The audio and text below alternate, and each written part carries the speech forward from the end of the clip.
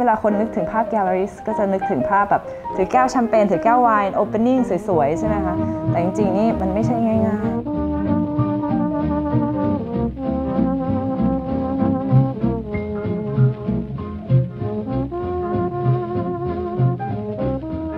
ค่ะชื่อเจ้ยนะคะอตินุตตันติวิทย์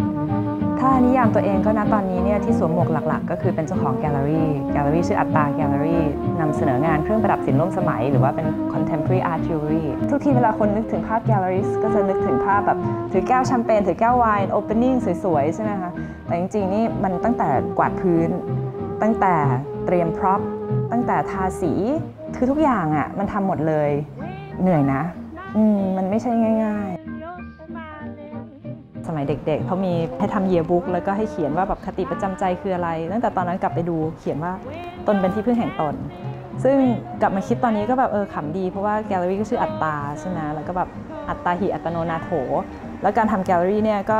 ทำเองทุกอย่างเหมือนกันก็เริ่มตั้งแต่ตอนเริ่มกวาดพื้นจนกระทั่งจบปิดเซลล์หรืออะไรอย่างเงี้ยค่ะก็เราก็ต้องเป็นที่พึ่งของตัวเองเคยได้ยินคนบอกว่าโอ้ยทำแกลเลอรี่ง่ายจะตายแบบขายงานได้ก็ได้ละ 50% ต้องเข้าใจว่าแกลเลอรี่กับพื้นที่แสดงงานศิลปะไม่เหมือนกันพื้นที่แสดงงานศิลปะคุณอาจจะมีพื้นที่แล้วคุณให้คนเช่าก็ได้ถ้าเกิดเป็นแกลเลอรี่มันจะไม่ใช่อย่างนั้นคนติดต่อมาแบบว่าขอเช่าพื้นที่ได้ไหมฝากขายงานได้ไหมคือแบบเราไม่ได้ทำงานอย่างนั้นเราทำการศึกษาศิลปินแต่ละคนก่อนที่เราจะตัดสินใจที่จะทำงานศิลปินคนนั้นดูแนวโน้มในอนาคตว่าเขาจะทำงานยังไง Exhibition ของเราวางแผนข้ามปีเนี่ยปลายปีหน้าเรารู้แล้วว่าเราจะแสดงงานกับศิลปินคนไหนมีการสร้างสัมพันธ์กันแบบนี้เพราะฉะนั้นมันไม่ใช่แค่แบบเฮ้ยเดือนนี้มีที่ว่างมาเช่าไหมมันไม่ใช่อย่างนั้นมันเป็นการทำงานระยะยาวต้องมีการวางโปรแกรมว่าเราอยากจะนำเสนออะไรเคยมีเพื่อนถามบอกว่าเป็นไงช่วงนี้ขายดีไหมบอกว่าขายไม่ดีเลยพี่อ้าวก็ว่างสิงั้นเฮ้ยยิ่งขายไม่ดียิ่งไม่ว่างเพราะว่าต้องนั่งเขียนอีเมล